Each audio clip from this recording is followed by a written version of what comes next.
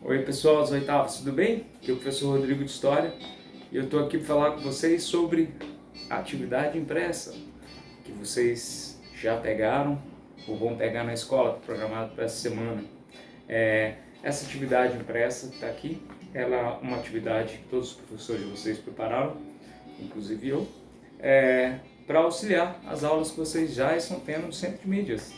E o objeto de conhecimento dessa atividade é um objeto de conhecimento proposto pela Secretaria de Estado de Educação, para ser trabalhado como matéria no segundo bimestre, que é a escravidão no Brasil.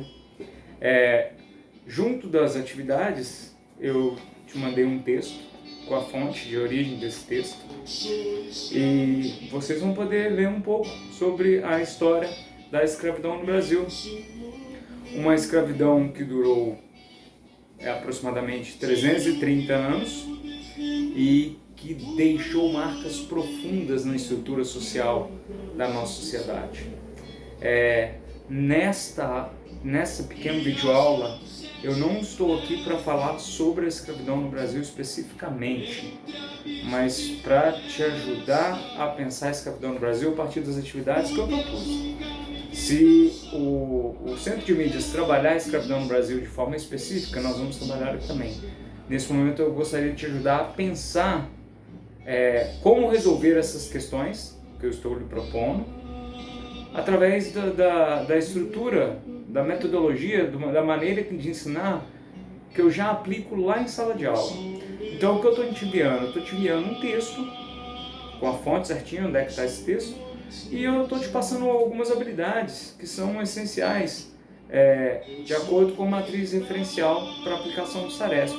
São habilidades do grupo 1, aquelas que a gente identifica, você bate o olho no lugar e identifica. Por exemplo, identifique nesta sala onde tem um Batman gigante. Está aqui. Pronto, já identifiquei. No texto identifique determinada palavra no texto. Você vai lá e identificou, encontrou. Habilidades do grupo 2, que é dominar um conceito, explicar. Por exemplo, explique como... Um exemplo, tá? Explique como se desenvolveu o tráfico de escravos no Brasil no período colonial. Uma pergunta bem específica, você tem que saber, você tem que se apropriar do conceito para explicar. E por fim, habilidades do grupo 3, que são aquelas que você precisa relacionar mais de um conceito, comparar. Nessa lista aqui, eu estou tentando trabalhar esses 3 grupos de habilidade de vocês. Por exemplo, na número 1, eu peço para que vocês circulem ou gritem palavras que vocês não conhecem, para que vocês então possam se apropriar de conceitos que às vezes vocês não possuem, para entender o texto em si. Essa é uma habilidade do grupo 1. Depois, eu fiz uma pergunta bem interessante aqui, para a gente fugir de certos estereótipos, que é pensar como todo mundo pensa. Quero que vocês pensem para além do que todo mundo pensa. Veja bem essa pergunta, que interessante. Para contextualização sobre o tema, pesquise em dicionários ou sites da internet o significado da palavra escravo e registre em seu caderno. Você vai ter uma surpresa. Quando a gente pensa escravo, você vai pensar em um determinado grupo social. Mas escravo é uma palavra muito mais ampla.